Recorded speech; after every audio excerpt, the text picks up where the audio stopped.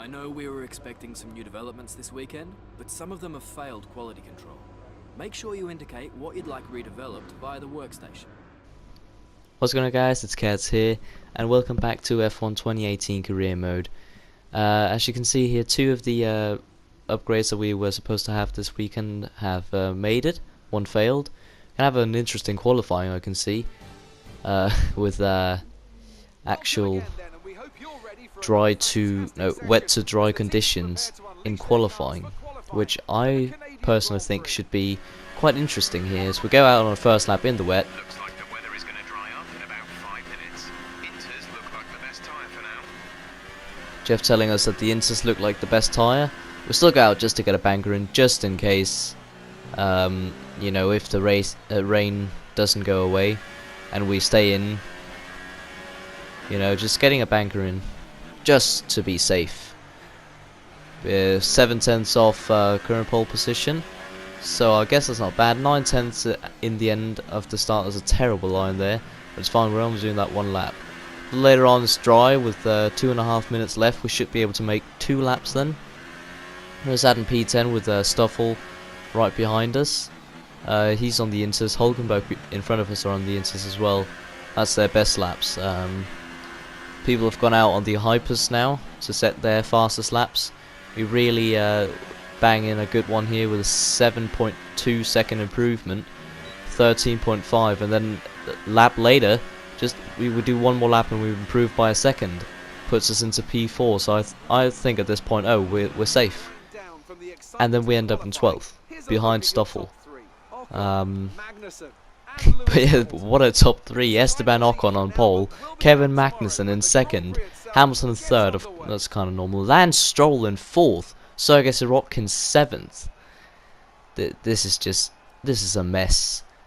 And Stoffel Van Dorn in front of us, Sebastian Vettel, Valtteri Bottas, Daniel Ricciardo, 3 top 6 team drivers behind us that should be in front of us. We're back once again beside the St. Lawrence River here in Montreal for the Canadian Grand Prix. The event first moved to a variant of this track back in 1978. It was won by none other than Gilles Villeneuve, the first Canadian to ever win his home race, and in whose honour the circuit would be renamed. A fantastic effort from once again, I forgot to speed up the starting grid thing here, so we'll just take it the full thing. Esteban Ocon pole, Magnussen 2nd, Hamilton 3rd, Stroll 4th, Sainz 5th, Raikkonen 6th, Sirotkin 7th, Perez 8th, Max Verstappen 9th, Hulkenberg 10th, Stoffel Van Dorn 11th, us in 12th, Sebastian Vettel behind us, Pierre Gasly there, 14th, Valtteri Bottas 15th, Ricciardo 16th, Alfa Romeo Saubers locking out the 9th starting grid row. Yeah, we do a 1-stop, of course, lap 8. Lights are counting 5, red lights, and it's lights out, and away we go for the Canadian Grand Prix. We apt to go off the track there because we broke way too late compared to Nico Hulkenberg here, as it's 3 wide into turn 2 or 3 or whatever you want to call it. Sebastian Vettel also gets quite a nice start here, jumping from P13 to P12, I believe. It's not that good of a start. But yeah, that's Sergio Perez getting a terrible run through that corner. We snap him up immediately, almost trying up the inside of Max Verstappen there. He pulls off to the side there though, which allows us to almost get alongside him. We can try, but yeah, we go in a really high ERS here, going overtake and also rich fuel mode, jump up the inside of Max Verstappen. They're really aggressive driving style, as we have a lot of slow drivers ahead of us. Somehow, I think what happened there was I clipped the grass in the entry, which just does that much to your braking zone, because I was definitely not have gotten that wide into the corner if it wasn't for that little grass clipping. But it's fine. We nearly got past Sergei Sirotkin. We're now fighting him here.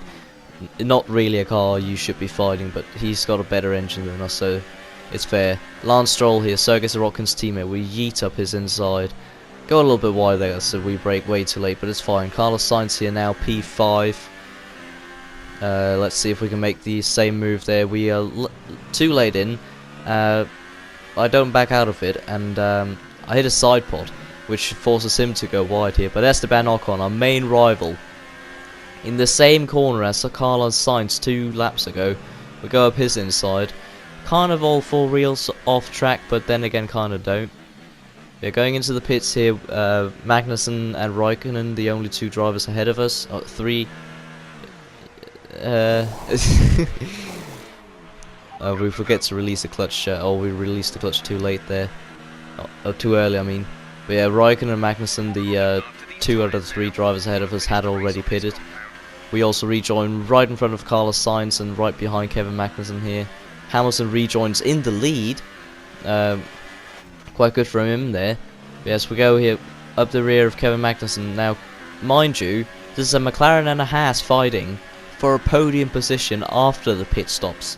Kind of cheat him there, go up his inside, but he's not letting us go. This is not an easy fight. The Haas is a really good car, and we're very close in the constructors as well here. Trying to go up his inside, maybe actually accidentally tapping him on the rear wheel there. He was so far ahead of us in that corner. Yeah, we just tapped him on the rear wheel, forcing him to go off.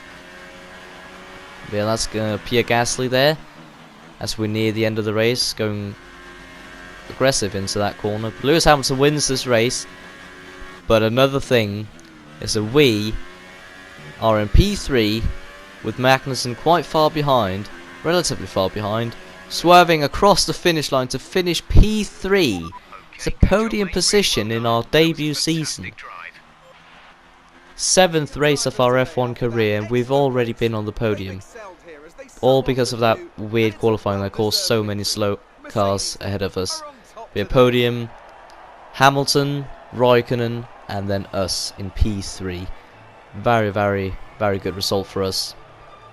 I think that should help us stay in best of the rest position in the championship. Maybe, possibly past the top 6, one of the top 6 cars. Yeah, Stoffel Van Dorn not really did too well. I mean, he was overtaken by me and Sebastian Vettel. That's really it. Charles Leclerc as well. But yeah, we get driver of the day here as Esteban Ocon, our rival, finishes P6 after starting on pole. Stoffel Van Dorn, as I said, in P13.